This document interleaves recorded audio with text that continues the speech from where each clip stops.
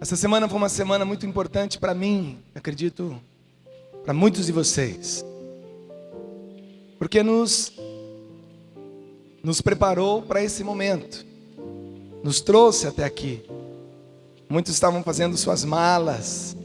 Muitos estavam pensando no que iria acontecer. E nós, de maneira diferenciada, nem mais nem menos, apenas diferente, ficamos pensando o que dizer, o que falar, o que cantar, porque a nós também existe essa responsabilidade.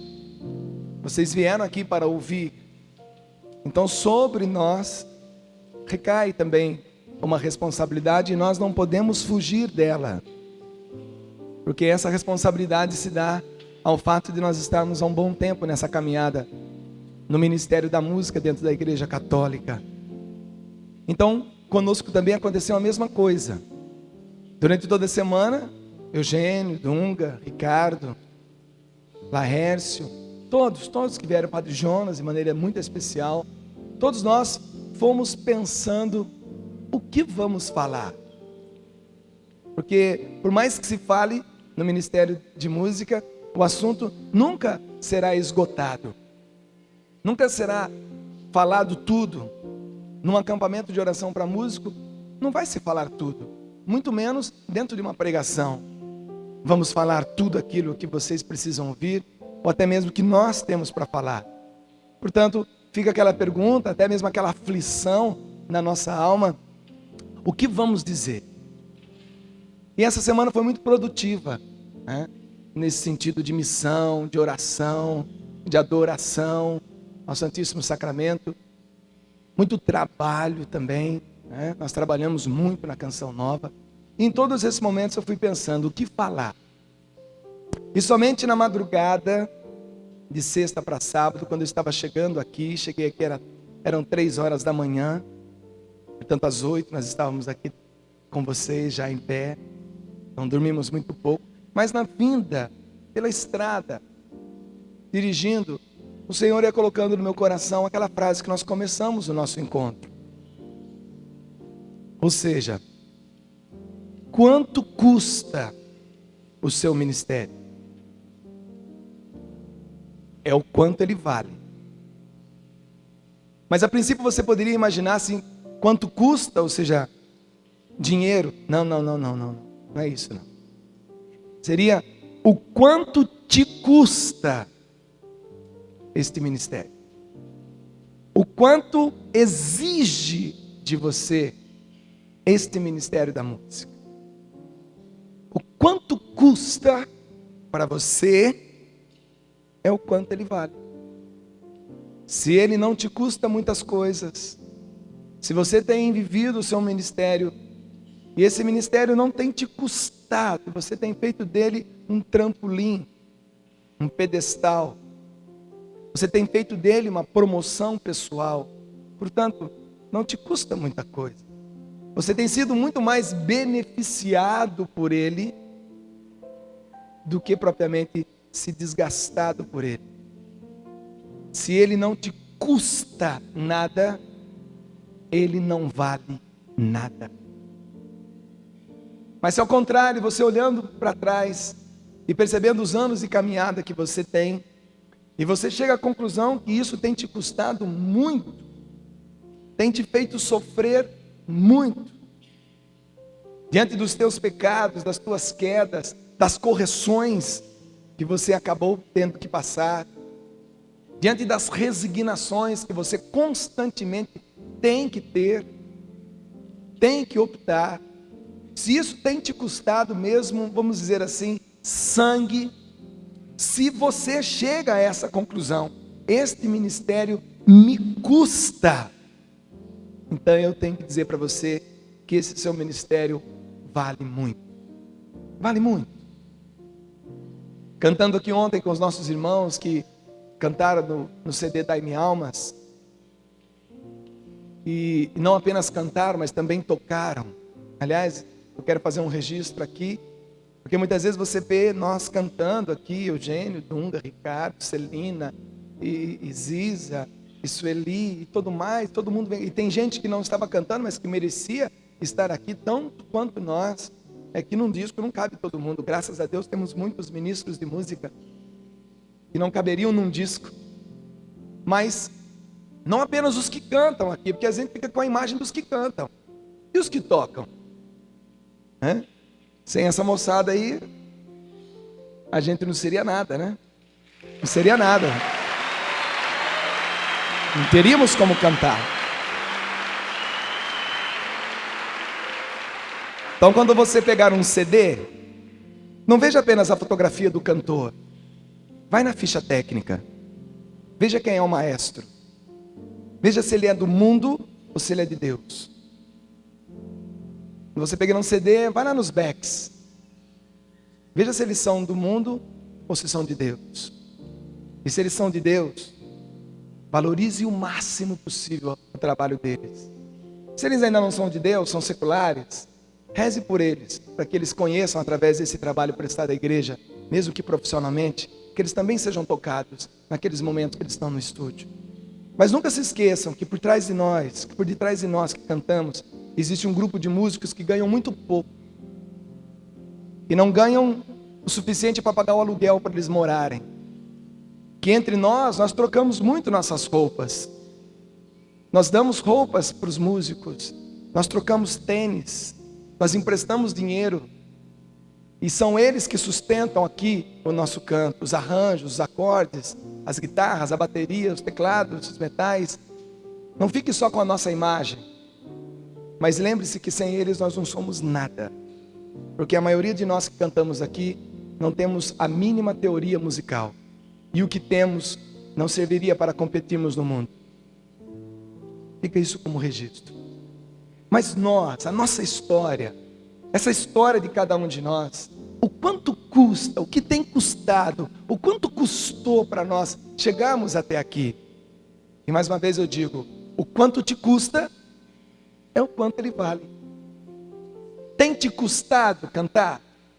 Tem te custado tocar? Tem te custado cantar na missa, ministrar o louvor? Tem te custado muito no campo familiar, no campo profissional, no campo missionário? Como o Eugênio disse ontem, e foi assim muito lindo o que ele disse, está na hora de nós deixarmos um pouco de lado os nossos sonhos e ficarmos mais com os desígnios de Deus. Esse desígnio de Deus, ele muitas vezes custa para nós também enterrar, esquecer os nossos sonhos. E às vezes engolir um sonho goela abaixo, às vezes botar de lado, às vezes enterrar o sonho. Custa muito para nós. Porque nós entendemos que o desígnio de Deus ainda é maior do que tudo isso e vai causar uma felicidade ainda muito maior. É que nós não a vemos ainda. Então isso também custa para nós. Quando vendo os músicos aqui ontem, os músicos e os cantores e as cantoras, eu me transportei a 10 anos atrás, quando a maioria desses estavam começando. Vocês se lembram como nós éramos, né, gente? Mascarados, metidos, prepotentes, não sabíamos nada. Não sabemos muita coisa hoje não, mas não sabíamos nada. Mas alguns de nós, se não todos nós, tínhamos ares emproados, né? Achávamos que sabíamos muita coisa. E ao longo desses últimos 10 anos, Deus foi puxando o tapete, Deus foi colocando o tapete de novo. Deus puxou e Deus colocou. Fomos aprendendo a duras penas, fomos aprendendo a sacrificar a nossa própria família. Fomos aprendendo a detectar realmente nesse nosso ministério o que ele nos custa. Porque até então, naquela época, ele não nos custava absolutamente nada. Ficamos apenas sonhando, como disse o Eugênio também, repito, onde vamos tocar esse mês? Para quem? Quem vai nos ouvir? E para nós era tudo festa, né? Subir a um palco e cantar com aquele som horrível, com aquele microfone horrível. Mas para nós era festa e tudo mais. Estávamos naquela lua de mel com o nosso ministério e tudo era cor-de-rosa, azul claro, verde-limão. Mas chega uma hora que a coisa começa a ficar meio marrom, meio cinza. E muitos de nós ao longo desses 10 anos se casou. Até mesmo antes, ao longo desses 15, 20 anos, se casou. teve filho. E naquela oportunidade então que a gente saía de casa para cantar, bença mãe, bença pai, quando é que você volta? Não sei, mãe, não sei, eu vou cantar para Deus, né? E saía todo contente, encontrava, ensaiava, checava e fazia. O tempo foi passando, foi pintando barba no rosto, foi branqueando o cabelo, alguns foram caindo. De repente eu comecei a gostar de alguém, até mesmo dentro da caminhada, e comecei a caminhar para o sacramento do matrimônio, e me casei, vieram os filhos, e a nossa saída para cantar foi ficando um pouquinho mais dificultosa, foi ficando mais sofrida, e os filhos vieram, e outro, e um, e dois, e três, e quatro, e cinco, Eugênio. E vieram os filhos, e vieram os compromissos maiores, com mais responsabilidades, com mais pessoas, com mais responsabilidades diante de bispos, diante de padres, diante da igreja, diante de uma comunidade, diante de um povo já cativado, no bom sentido falando, já conquistado, e a responsabilidade já não dá mais para frear. Eu não quero esse convite, não dá mais. E vai te custando, e vai te custando, e vai te custando. E chega uma hora que você não sai mais de casa para poder apenas ser aplaudido. Você sai de casa exatamente para evangelizar. E aquilo vai te custando, vai te custando, vai te custando. E traições vão acontecendo, e humilhações vão passando, e pecados que te jogam na lama, que te esfrega o seu focinho no chão. O diabo chuta o seu traseiro, chuta a sua barriga, mostra para Deus: olha aqui o que eu estou fazendo com o seu ministro de música. E você está na lama, e vem a correção, e vem, vamos dizer assim, um castigo, no bom sentido falando, aquele castigo de pai para filho, bota no canto, espera um pouco, e vai te custando, e vai te custando. O quanto custa é o quanto vale o seu ministério. Se ele te custa muito, ele vale muito. Se não está te custando nada, se o seu ministério é realmente um ministério para te servir, se o teu ministério é um ministério para te colocar na boca do povo, se o seu ministério é um ministério onde você apenas viaja e tem todas as despesas pagas, mesmo que seja do bairro da sua casa para a igreja do seu bairro, ou da sua cidade para o estado do extremo do país, se as suas viagens, se as suas motivações têm sido apenas o querer aprender, o querer saber mais do que o outro, se a sua motivação tem sido essa, se só tem te dado prazer em cantar, prazer em tocar, prazer em ministrar, se só tem te dado prazer, não tem te custado, portanto, você próprio não sabe o valor, porque talvez nem tenha valor. Mas se você hoje, olhando para trás, ou nem precisa olhar muito para trás, olhando para o presente, e vendo que está te custando ficar em pé, então eu tenho que dizer para você: parabéns, meu irmão, porque o teu ministério vale, e vale muito. Quando Jesus, naquela última ceia, ele reuniu, a traição já tinha acontecido, já estava toda uma trama em volta de Jesus, naquelas ruas estreitas de Jerusalém, naquelas ruas escuras de Jerusalém, nas noites de Jerusalém, tramavam contra ele. Ele via que se aproximava a hora, mas todos os anos, conforme a tradição, existia a noite da Páscoa, que não foi na quinta-feira santa, que não era para ser naquela quinta-feira, é que ele teve que antecipar, porque ele sabia já que iria morrer na sexta-feira, portanto não daria para ficar lá sábado para domingo, para viver aquela grande festa. Então ele desejava muito estar com aqueles 12. Ele já tinha vivido mais um ano letivo, vamos dizer assim, na vida missionária dele, e se aproximava mais uma vez a Páscoa, era mais uma vez a grande festa dos judeus, e Jesus, como um bom judeu, também queria viver aquele momento com os seus, um momento único, um momento onde o chefe da casa, ou então o irmão mais velho, ou então o mestre, iria responder muitas perguntas dos convivas, daqueles mais próximos, ia falar do êxodo, ia falar dos reis, ia falar dos profetas, ia responder, ia falar, e assim a tradição daquele povo era passada de pai para filho, de filho para neto, E assim continuava, e Jesus não era diferente. Jesus deve ter feito muito isso com São José e Nossa Senhora, mas agora ele era mestre, estava no seu 3º ano de vida pública, e sabia que ia morrer, e ele sabia que ia morrer na sexta, portanto não ia dar tempo de chegar no domingo, ou no sábado, e ele antecipa aquele dia da ceia, porque ele desejava, como diz a palavra de Deus, que diz assim: eu desejei tanto comer essa Páscoa convosco, antes de padecer. Lucas 22, versículo 15. Eu desejei tanto comer essa Páscoa com vocês, convosco, antes de padecer. Ele desejou. A instituição da Eucaristia é um dia tão cruel, tão forte e ao mesmo tempo tão lindo e com tantas lições. Jesus desejou estar com aquele povo que Deus Pai atraiu até Ele.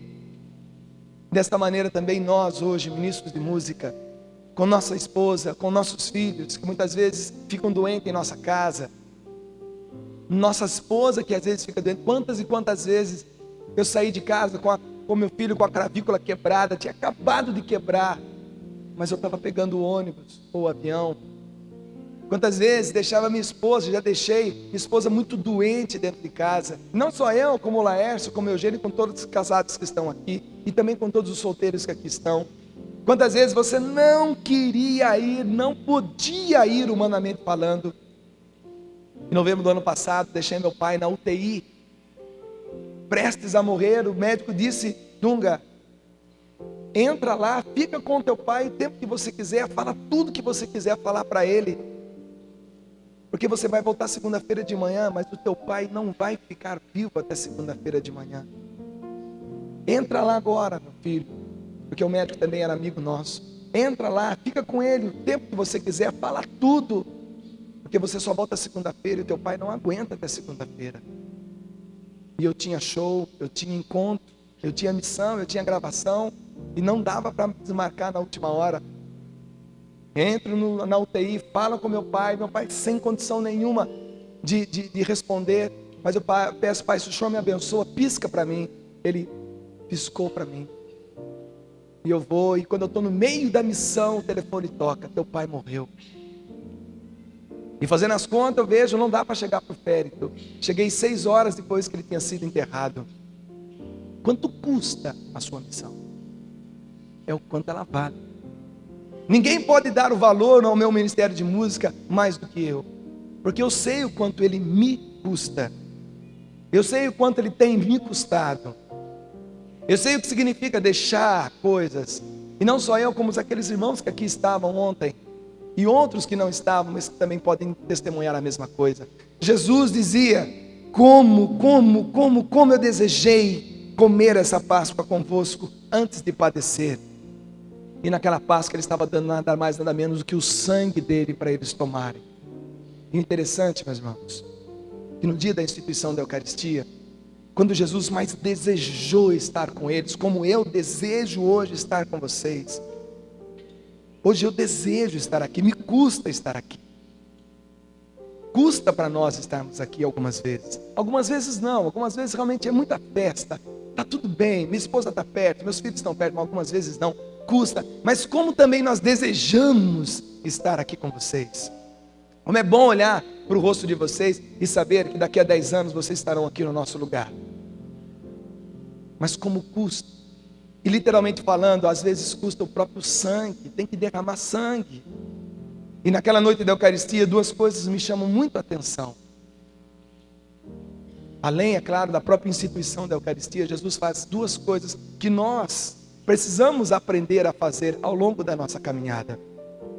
A primeira é quando ele parte o pão e molha o pão no vinho e entrega o pão a Judas. Este gesto, nada mais, nada menos, provava que a pessoa mais amada daquele momento, naquela ceia, naquela Páscoa, era a pessoa que recebia o pão embebido no vinho. E todo mundo ficava esperando aquele momento, onde o chefe da família, o irmão mais velho, o mestre, iria pegar um pedaço do pão, iria embeber no vinho e iria dar a uma pessoa. E todos ficavam esperando quem é o mais amado, quem é o mais amado, quem é nesse ano o mais querido. E justamente o mais amado, o mais querido, foi aquele que traiu Jesus. Porque antes mesmo de Jesus dizer quem era o traidor, quando João reclina a cabeça no peito dele e pergunta: quem é, Senhor? Quem é que vai te trair? E todos perguntavam: serei eu, porque o mestre tinha dito: nesta noite, algum de vós, um de vocês, irá me trair. E todos perguntaram: serei eu, Senhor. E Pedro pede para João: João, vai lá e pergunta, você é mais chegado, vai, pergunta. Ele: mestre, quem é? E Jesus responde com uma resposta inacreditável: aquele que eu der o pão embebido no vinho. Era uma resposta simplesmente incoerente, contraditória, porque em toda a tradição judaica, quem recebia o pão embebido em vinho era a pessoa mais amada daquela mesa. Jesus amou o que o traiu. Eu sei que nesses anos o Eugênio tem aprendido a amar os que traiu você.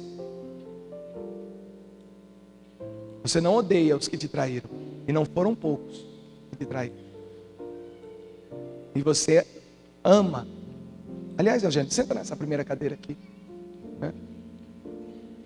Eu sei que nesses anos todos o Eugênio tem aprendido a amar os que já te traíram, e não foram poucos, irmão. Eu sei de muitos, conheço muitos que te traíram, que te apunhalaram pelas costas, que rasgaram o seu peito, que te caluniaram, que te levaram à justiça, que regaçaram com você, que levaram você quase à falência.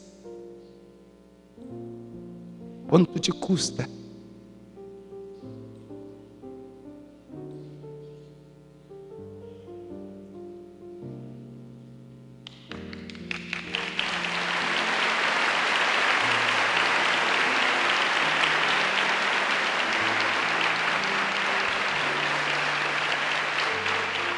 É por isso que o seu ministério vale o que vale, porque ele te custa.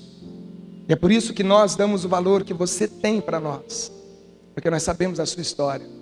Você aprendeu a amar o traidor, e eu sei que no seu coração não tem ódio nenhum por eles, e eles podem saber disso também.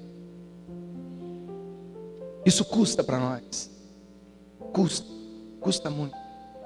Uma outra coisa que Jesus fez naquela ceia foi despir-se, tirou a roupa, tirou o blazer, tirou a camisa brilhante, apagou as luzes, mandou parar a fumaça, ficou nu, pegou uma toalha, uma simples toalha, enrolou na sua cintura e foi lavando pé por pé dos seus servos. Se eu não te sirvo,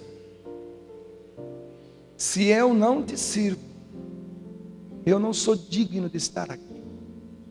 Se eu não servir vocês, eu não sou digno para estar aqui. Se eu inverter a bola, se eu trocar as funções, se eu estiver aqui para ser servido e começar a fazer muitas exigências bestas, bobas, ridículas,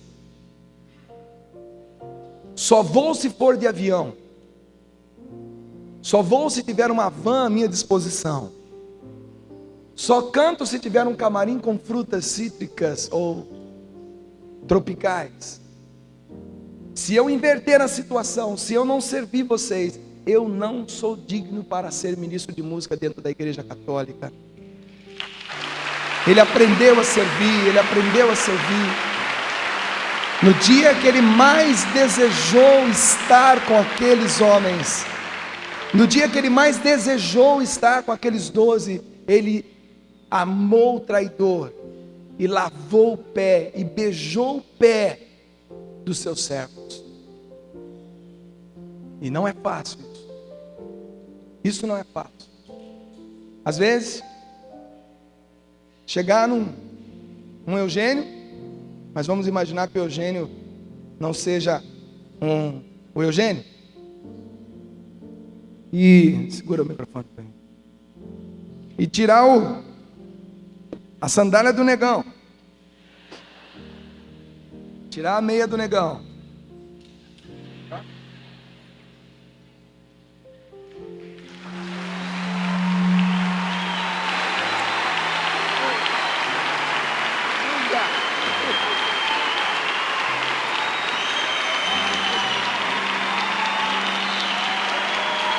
E beijar o pé do negão.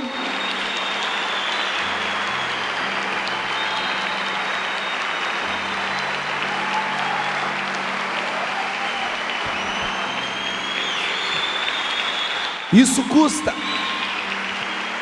E isso só se aprende fazendo. Isso só se aprende fazendo. E isso custa. Porque fazer do Eugênio no pé do Eugênio até poderia ser fácil. Mas quando se faz também num pé qualquer, né?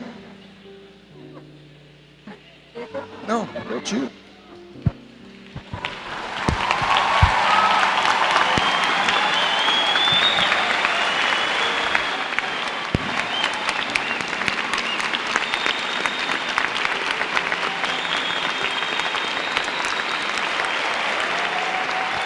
Quando se faz nos pés, Queria conhecer você, Dunga. quando se faz nos pés dos irmãos que vão, segura aqui para mim, por favor.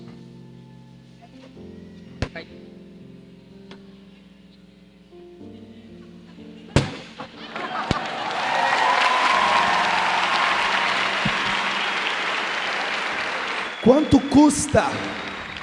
Quanto custa o seu ministério? É o quanto ele vale.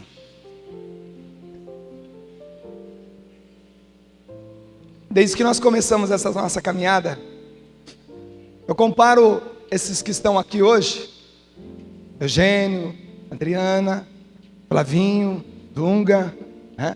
Paulo Vitor, Laércio, Luiz, Ítalo, Talvimar, todos nós.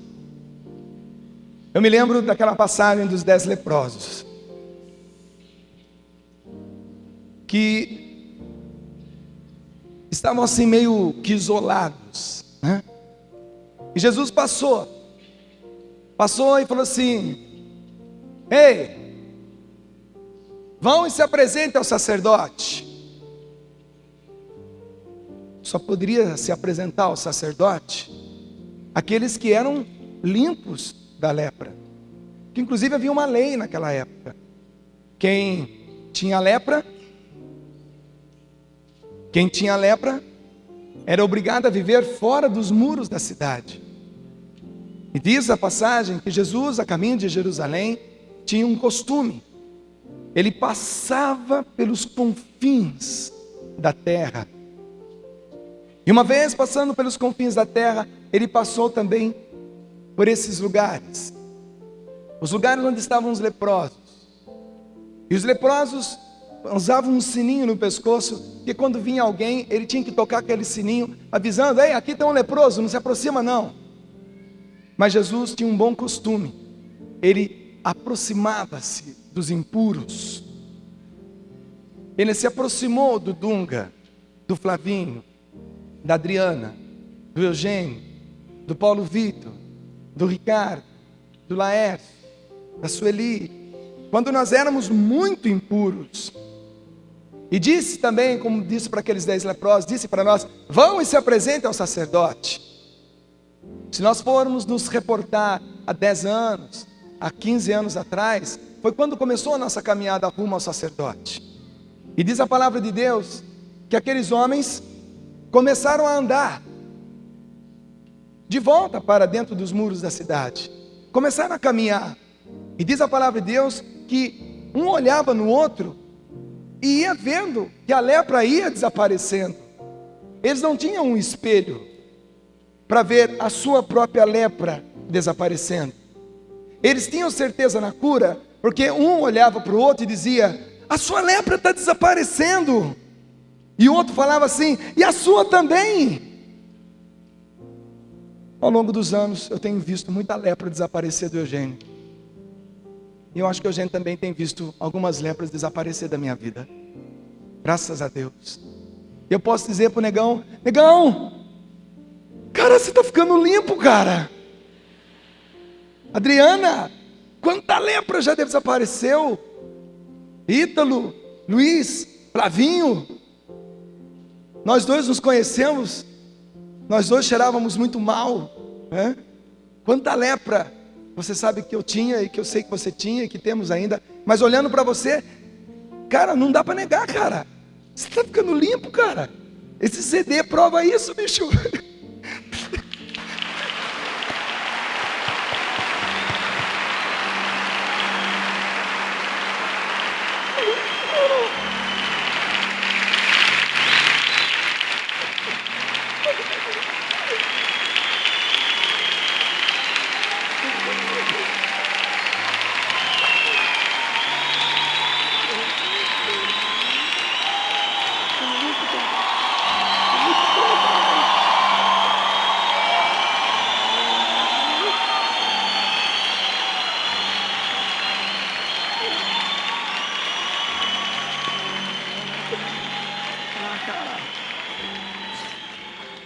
Não dá para negar, cara. A gente está ficando limpo.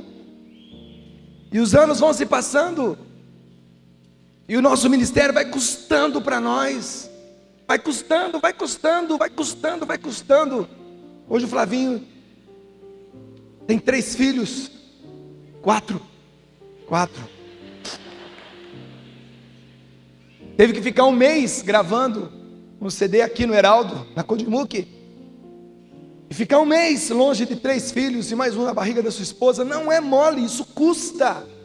Custa para o casal, custa para o relacionamento do casal, custa para os filhos, dá saudade.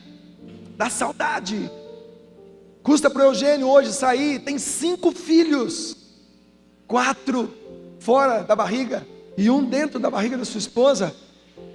Custa, gente, isso custa. E por que a gente tem que valorizar, não o irmão, mas a obra de Deus no irmão? Porque isso custa, isso tem um valor. E a cada passo que aqueles 10 leprosos davam, um ia olhando o outro e ia falando assim: cara, a sua lepra, o seu nariz está normal, a sua orelha está inteira, você não está fedendo mais, sumiu o seu rosto. Até que eles chegaram no sacerdote limpo. E o exame ficava-se nu diante do sacerdote. O sacerdote olhava, e se realmente não teria nenhum tipo de lepra, ele emitia uma carta. Fulano de tal está apto a voltar a conviver na comunidade, pois não tem mais lepra. Quando nos darão essa carta? Não sei. Quando nos darão essa carta? Não sei. Pode ser que nunca nos deem essa carta. Pode ser que nós nunca cheguemos aqui na terra a encontrar-nos com o sacerdote. Mas se Jesus voltar, ou se nós morrermos, nós estivermos ao longo desse caminho, e cada passo que nós demos nessa nossa caminhada, nós fomos percebendo que a lepra está desaparecendo, nós temos nosso prêmio garantido, que é o céu. E o nosso objetivo não é cantar, nosso objetivo é ir para o céu e levar o mais gente possível junto com a gente. Portanto, eu pergunto mais uma vez para você: quanto custa o seu ministério? É o quanto ele vale. Se ele te custa muito, ele vale muito. E não é só você que está dando valor, não. As pessoas estão percebendo, as pessoas estão vendo e as pessoas estão valorizando. Não foi mole ter ministério de música aqui dentro da Canção Nova. Porque antes de haver Rincão, Capelão de Sapé, não haveria necessidade de ter um ministério de música. Então teve que começar. E o nosso começo foi difícil. Foi muito difícil. Incompreensões, desafios, muitos erros da nossa parte, não estávamos preparados para sermos o que éramos como banda Canção Nova. Até era uma covardia, era uma judiação, vamos dizer assim, exigir de nós na época aquilo que nós não podíamos dar, e por isso teve que acabar. Porque a obra era muito grande e nós não estávamos mesmo preparados, para tanta responsabilidade. Teve que acabar mesmo, para que nós pudéssemos ressurgir como um fênix da cinza. Como é bonito hoje ver o Flavinho gravar um CD, como é bonito ver a Adriana gravar um CD, como é legal eu poder estar gravando 2 CDs ao mesmo tempo. Como é bonito poder ver esses homens, essas mulheres. Como foi bonito ver o Mensagem Brasil praticamente ir à lona e de repente surgir de novo aquele negão do nada. Não, muita gente falou assim: não, Mensagem Brasil acabou, o negão ficou sem músico. Eita, botaram o cara no pau ainda, meu. Olha lá, acabou, negão, acabou, não precisa nem, pode cancelar o compromisso. E de repente, como alguém surgindo de uma areia movediça, está lá de novo ele. Olha eu aqui, gente. Estou aqui. Ressurgindo das cinzas. E cada vez que há essa ressurreição, volta ainda melhor e maior.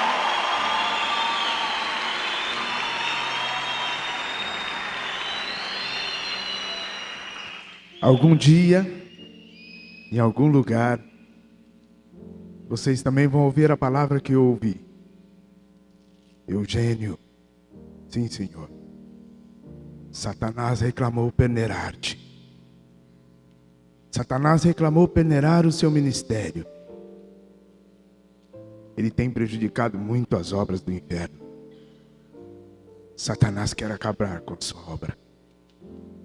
Satanás quer acabar com a sua música. Eugênio, Satanás quer calar a sua voz. Missão Mensagem Brasil, Satanás quer calar a sua voz. Assim falou o Senhor no meu coração.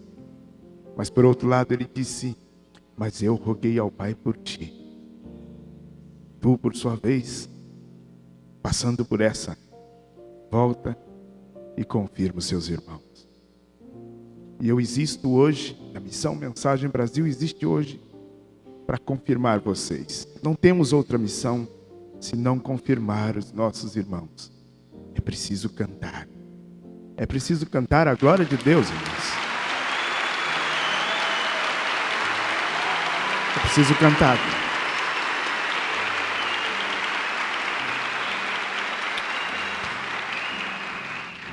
Não culpo nenhum dos meus irmãos. Eles eram meus irmãos e ainda o são. Eles estavam na guerra comigo. Eles não estavam alheios. Eu me lembro do rosto de cada um deles e ainda encontro com eles nas ruas. Nos conversamos. Partilhamos das coisas boas que vivemos juntos. O que eu trago comigo é que nós estávamos em guerra. E nossa arma era como a arma de Davi. E o gigante era muito grande. E tinha armas poderosas. Meus irmãos foram atingidos em guerra. E não porque estavam descansando em casa. E eu espero que uma vez curados das chagas que o inimigo fez com eles na guerra, que eles voltem para o abraço do Pai, nos braços de Jesus na cruz.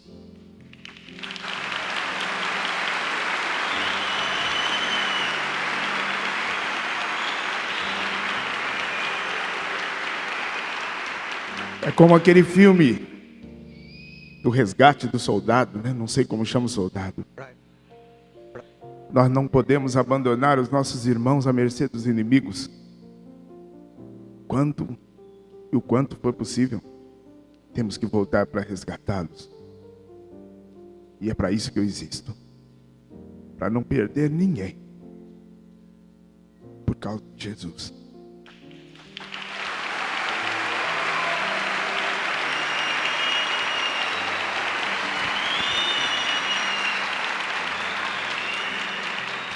Quando o Dunga fez aquela loucura de beijar os meus pés, eu já disse para ele: você é louco mesmo? E eu já estou acostumado. Ele quase me mata ali atrás, nos bastidores. Vocês que não sabem, pula em cima de mim, me abraça e quase me quebra os ossos. E beijo também. Ele é louco. Então eu já estou acostumado. Eu estava lendo um dos meus companheiros, porque eu tenho muitos companheiros de viagem. A gente viaja muito sozinho, né, Dunga? Às vezes numa solidão profunda. Os líderes não têm amigos, quase sempre andam sozinhos. Mas eu tenho os amigos livros. E tomei um dos meus amigos. E está aqui uma leitura bem curta. Fala exatamente do gesto. Fala da humildade. Humildade que tanto nós precisamos e que tanto foi frisada nesse encontro. O humilde não se envergonha de si, nem se entristece. Não conhece complexos de culpa, nem mendiga autocompaixão. Não se perturba nem se encoleriza e devolve o bem no lugar do mal. Não busca a si mesmo, mas vive voltado para o próximo. É capaz de perdoar e fecha as portas ao rancor. Um dia e outro, o humilde aparece diante de todos os olhares, vestido de doçura e de paciência, tranquilidade e fortaleza, suavidade e vigor, maturidade e serenidade. Que posso desejar a vocês, posso desejar a nós, senão esta humildade de Cristo Jesus.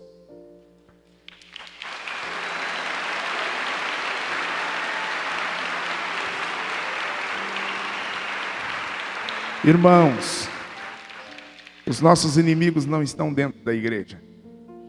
O nosso inimigo não está dentro da igreja. Até porque não pode passar além da porta. O nosso inimigo está fora. O seu inimigo não está dentro do seu ministério. Dentro do seu ministério está o seu irmão. O seu inimigo está fora. Que o Senhor nos ajude a entender essas coisas. Talvez nunca se sentir traído. E se alguém é traído, esse alguém hoje é Jesus, o Senhor da obra. O grande traidor é o demônio. O grande traidor é o maligno. Foi ele quem conduziu Judas a fazer tudo aquilo. Talvez Judas não quisesse, mas ele foi traído. O Senhor nos ajude a mergulhar nesta graça e a não abandonar os nossos irmãos à mercê do inimigo, mas a irmos resgatá-lo, como fizeram com o soldado Brian. Ou Ryan, eu não sei como chama. Com você, Dunga.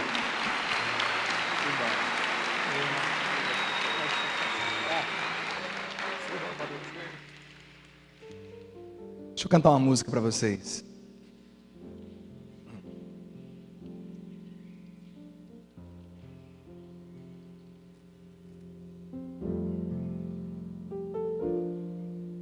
Nem todos os maus momentos da minha vida foram o bastante, não me levaram ao fracasso, mas não posso negar que nesses momentos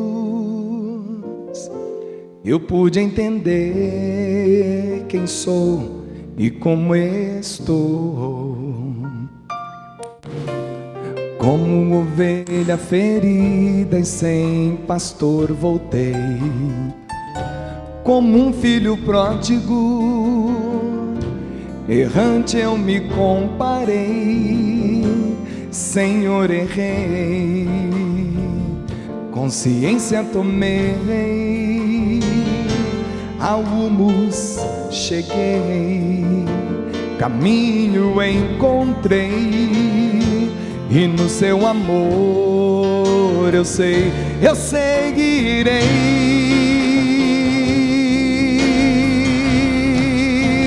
Filho de Davi, olha para mim, vê como estou,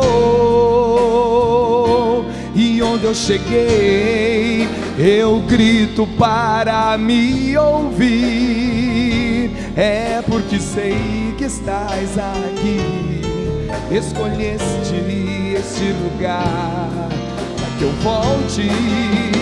Filho de Davi, olha para mim e vê como estou, e onde eu cheguei, eu grito para me ouvir. É porque sei que estás aqui, escolheste este lugar para que eu volte, para que eu volte a enxergar.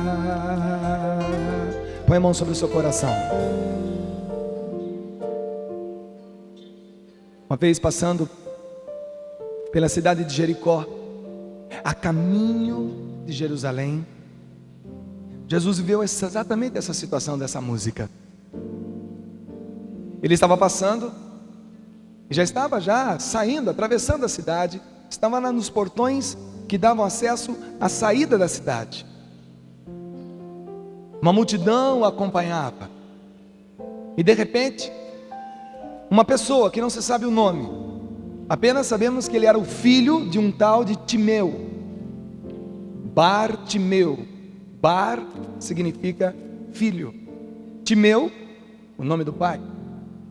Portanto, Timeu, seu pai, sabemos do nome, mas aquele cego não se sabe o nome dele. Mas um cego, Bartimeu, gritou: filho de Davi, olha para mim, vê como eu estou. E as pessoas diziam: cala essa boca, não perturbe o mestre. E ele insistia: filho de Davi, olha para mim.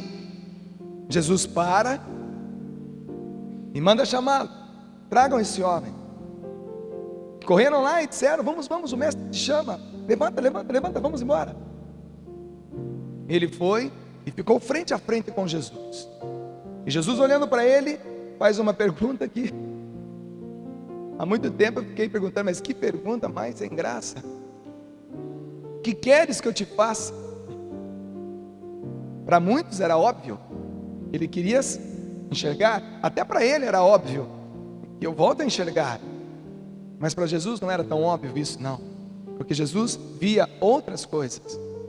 Essa pergunta, o que queres que eu te faça, podemos traduzir como assim: por onde você quer que eu comece a obra na sua vida? Porque Jesus não viu apenas a cegueira daquele homem, Jesus viu também as roupas sujas, o odor. Jesus também viu o coração, a humilhação, os traumas, as gozações.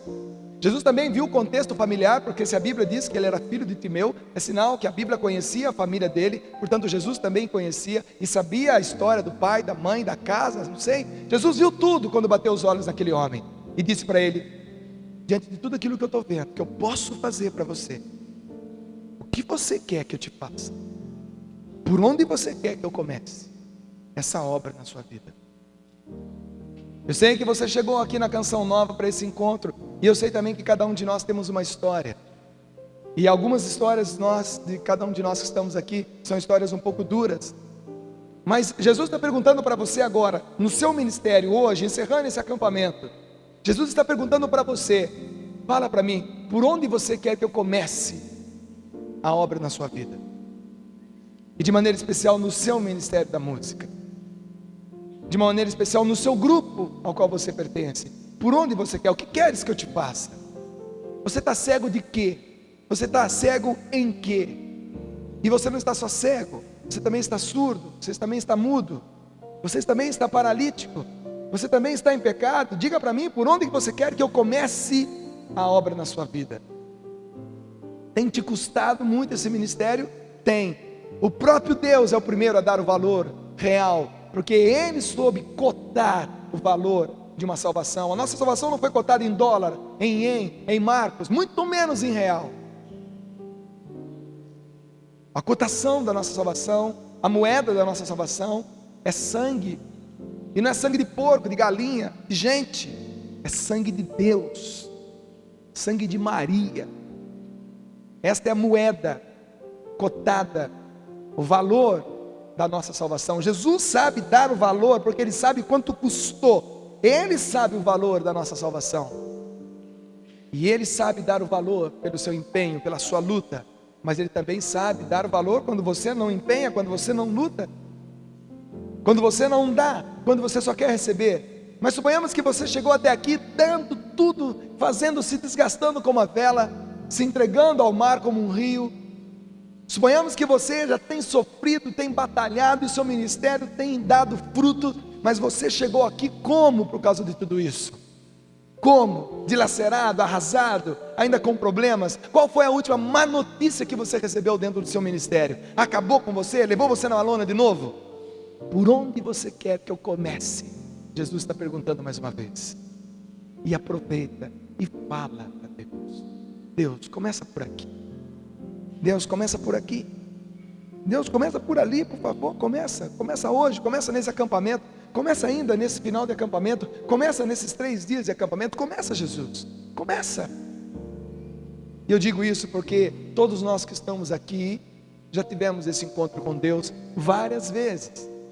E vamos poder ter esse encontro mais algumas vezes. Eu fico imaginando quando Jesus se encontrou com o Flavinho, né, irmão? E quando se encontrou comigo, quando a banda acabou, meu Deus do céu, cara, né? Jesus perguntou assim: meu, por onde você quer que eu comece? Jesus, tem trabalho, hein? Meu padrinho falava, tem trabalho, hein? Tem serviço. Você está falando isso agora? Eu vindo para esse retiro, e eu disse isso no show de lançamento aqui. Aparentemente vocês podem estar achando que o mais importante nessa noite é o lançamento do CD Alegra-te, mas não é. O mais importante é o amor de Deus que está sendo derramado e transformando corações. O meio que Ele achou foi o lançamento. Mas eu disse isso porque eu vim para esse encontro pedindo a Deus que realmente fosse um retiro para mim.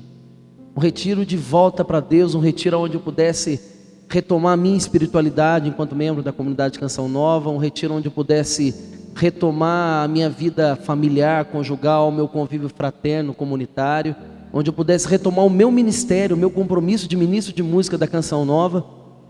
E muita gente quereria estar no nosso lugar aqui nesse palco, fazendo o que a gente faz na Canção Nova. Muita gente quereria estar ao lado do Padre Jonas, ministrando como nós temos a graça de ministrar junto com o Padre. Mas eu acredito que poucos ou quase ninguém quereria ter a responsabilidade que nós temos. E não é pouca, não é pouca. E eu, vindo para cá, começou a me pesar as responsabilidades. Mais uma vez, graças a Deus, isso na nossa vida tem sido cada vez mais uma constante, de ponderarmos mais as responsabilidades do que os benefícios que o ministério nos traz. E graças a Deus cada vez menos temos tido os benefícios, né? A comunidade nos ajuda muito com isso, nos deixando sempre no nosso lugar. Já a partir do término da banda, quando eu fui vender camiseta lá na barraca, você foi vender pastel, né? Eu acho que eu posso dizer isso, e acredito que você também, porque eu conheço seu coração. Eu acho que foi o momento mais forte do nosso ministério de música. Foi quando a gente mais aprendeu a ministrar, foi quando eu estava vendendo camiseta e quando você estava vendendo pastel. Eu acho que o Dungão que está aqui hoje, forte, em pé, falando tudo que está falando para nós, sendo profeta, sempre foi, mas mais do que nunca, hoje olhando para o Dunga, eu só consigo ver profeta. Hoje já não consigo nem ver mais muito irmão, já consigo ver mais profeta que irmão. Profeta que sempre tem profetizado, que sempre tem falado do amor de Deus. E foi a partir de lá. Quem sabe está faltando para você vender pastel. Quem sabe está faltando para você vender camiseta. Quem sabe está faltando para você ter a coragem de colocar o violãozinho no saco e ajudar na sua paróquia e fazer outros trabalhos. O Padre Jonas, ele disse isso para a gente quando acabou. Na reunião, quando terminou a banda, ele disse: vocês, principalmente para mim e para o Dunga, Ele disse: vocês precisam voltar a ser comunidade. Vocês se isolaram da comunidade, vocês precisam voltar a ser comunidade. E aí foi o grande antídoto do nosso ministério, não tem dúvida disso. O grande antídoto foi: nós sabemos que nós somos comunidade, que o Dunga não é um cantor solo da comunidade Canção Nova e que eu não sou um cantor solo da comunidade Canção Nova, que nós somos ministros de música do ministério do Padre Jonas Abip. É isso que nós somos. E aí nós nos colocamos na nossa condição de servos. Se o padre precisa que a gente serve como ministro, a gente serve. Se o padre precisa que o Dunga sirva a comunidade trabalhando lá em São Paulo, em coisas que não tem nada a ver, eu acredito que isso é que nem eu em São Paulo. O que eu menos faço em Aracaju hoje é cantar e tocar. O que eu menos faço. Os finais de semana são reservados para as missões e graças a Deus andamos esse Brasil inteiro. Aprendi a andar o Brasil ministrando, sendo missionário, levando a palavra de Deus através da música com o Dunga. O Dunga foi o meu pai, quem me ensinou a ministrar. Se eu sou hoje, eu devo isso ao Dunga, eu devo isso ao Padre Jonas, mas de modo especial ao Dunga. Foi quem me ensinou. Aprendi a ministrar com o Dunga, estando do lado dele na época da banda, ali quietinho com o violãozinho, olhando, vibrando. Eu amo o Dunga, eu sou fã do Dunga. Quando o Dunga está ministrando, eu vibro, eu sinto o amor de Deus, eu sinto a presença de Deus, eu sinto a unção de Deus e aprendi e me espelho.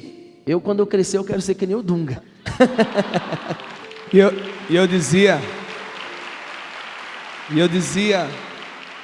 dizia a mesma coisa do Nelsinho e do Eugênio. Eu pegava no comecinho da minha caminhada, eu pegava as fitinhas do Eugênio, o Eugênio cantando e do Nelsinho cantando. Eu tinha um Fusquinha 69 verde, quando toca a fita Rodstar, ruim demais da conta, e enfiava a fitinha do Eugênio assim, e ficava vendo o negão cantar. Decorava tudo o que ele fazia, decorava tudo o que o Nelsinho fazia, e ia para o meu grupo de oração. Chegava lá, fazia tudo igual, só faltava unção. É mais ou menos assim, né? Mas o tempo foi passando, e a gente foi achando o espaço que Deus tem para cada um de nós. Eu vendo o Dunga falar tudo isso, eu estava vibrando ali na cadeira. A cadeira quase estava levitando ali, de tanta alegria. Porque exatamente pelo fato da gente andar esse Brasil inteiro, e eu quero fazer isso como uma grande denúncia aqui. Eu tenho andado esse Brasil inteiro, em cada lugar que a gente passa, desculpa dizer assim, é reclamação em cima de reclamação dos ministros de música católico. Porque exige hotéis, porque exige voos de determinadas classes, porque exige carro com ar-condicionado, exige cachês altíssimos, mas é para manter o meu ministério. Mas que ministério? É para manter minha comunidade, mas que comunidade? Comunidade 1? Qual é a obra que a sua comunidade tem? Manter você, manter o seu luxo, manter suas regalias? Isso não é comunidade. Comunidade não é isso. E desculpa dizer mais uma vez. Agora, isso é lógico, a gente vai aprendendo, né? Como o Dunga disse, nós também já fomos muito mais metidos do que nós somos hoje. Já fomos muito mais, nós somos muito nojentos, muito metidos, mas já fomos muito mais. Deus já quebrou, já fez a gente sofrer, só nós sabemos como nós já sofremos. Por isso eu tenho certeza que esses irmãos que ainda têm essas atitudes de artistas do mundo, um dia eles vão aprender, eles vão entender, porque foi com a gente assim, eu creio nisso. Mas eu queria pedir pelo amor de Deus para esses meus irmãos: tenha mais compaixão do povo. Tenha mais compaixão do povo.